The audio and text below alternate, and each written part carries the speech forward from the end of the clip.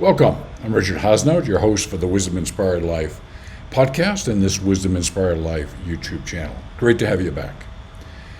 As always, if you'd like to contact me, I don't have it on the screen at the moment, you can email me at richard, W-I-B, R-I-C-H-A-R-D, W-I-B at gmail.com. And I'll get back to you as soon as I can, and maybe we'll even Zoom.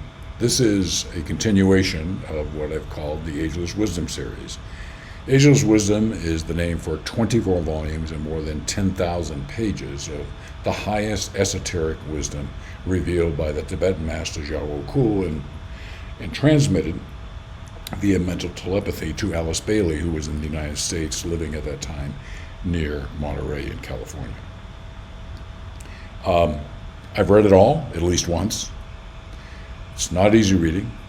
Often you'll read a sentence that'll run an entire page or more. I'm sharing these excerpts from a volume titled Ponder on This, which was put together by a devotee of the Ageless Wisdom who took excerpts from all the 24 volumes on a topic and put them in here. Great, quick resource and understanding of what's going on. Last I looked, it's still available on Amazon, the 24 volumes. I'm not so sure if you're interested where you can get that. If you are interested, I suggest you get Ponder on This as a starting point and see what you think. Okay? In this particular episode, we're going to be dealing with the astral and emotional body. We have three bodies. This physical body, which I rent for a lifetime, use for a lifetime. It's like a suit of clothes, if you will. And at my passing, I will exit this body, and my astral and causal body will leave and go to the astral plane. We'll discuss the astral plane a little bit in the next episode. But let's talk about the astral body.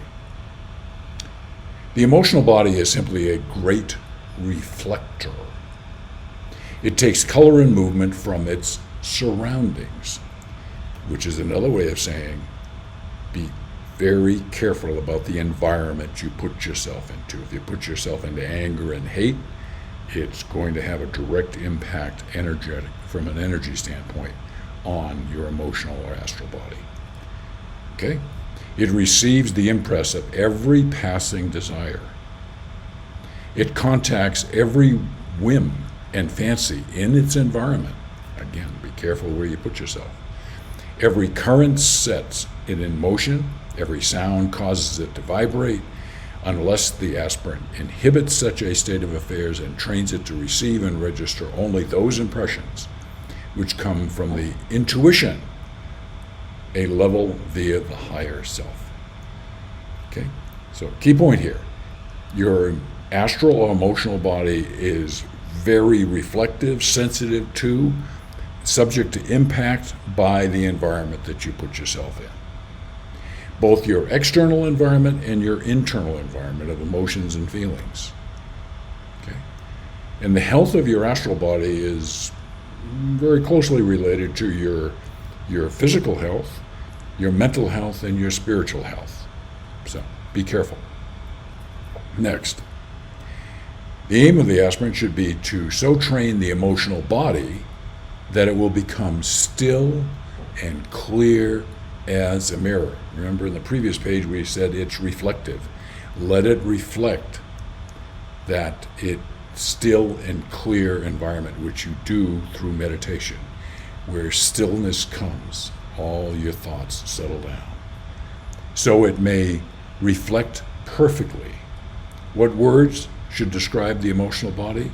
The words still, serene, unruffled, quiet, at rest, limpid, and clear.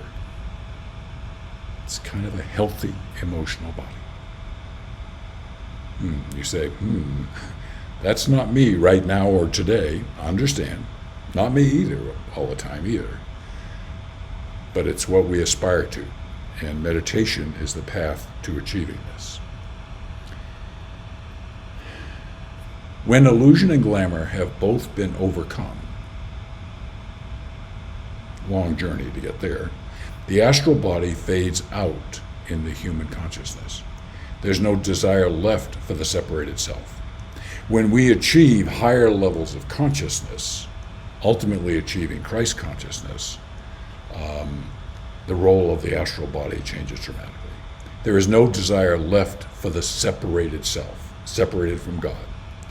This is a great mystery, and its significance can only be understood when a man or woman has controlled his or her personality and eliminated all aspects of glamour and illusion.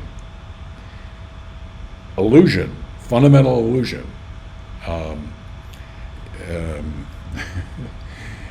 This whole thing, this body, this everything is an illusion. There's nothing solid here. I mean, you can go back and listen to what I've talked about. Every quantum physicist knows, and every great spiritual master knows. Okay, there is nothing solid. You can go back and look at that, but I digress. So this is a great mystery, and its significance can only be understood when a man has controlled his personality and limited all aspects of glamour and illusion. This is accomplished by accomplishing. That's an interesting sentence. Yes, it is. This mystery is achieved by mastering. Yes, mastering meditation, mastering spiritual practices. This elimination of desire is brought about by conscious eliminating those emotions that cause us pain and agony and distract us from our higher level self. Get there, for to work, my brothers, and clarification of the problem must inevitably ensue. Okay? Again, not an easy journey, not a fast journey, but it outlines what our challenge is as humans. Okay? Again, this is information shared from a great enlightened master, part of the hierarchy. Okay? A God-realized being, graduated from the human kingdom as we know it. Okay? Well, as always, if you want to learn more, you can go to mywisdominspiredlife.com, listen to the podcast there, hundreds of episodes, new ones released every Saturday and Sunday. And as you know, I'm on a mission to try and help as many people as possible to live more of a wisdom-inspired life, in part by being more caring, compassionate, kind, and loving. Thank you for being part of the journey today, and I look forward to continuing this journey with you.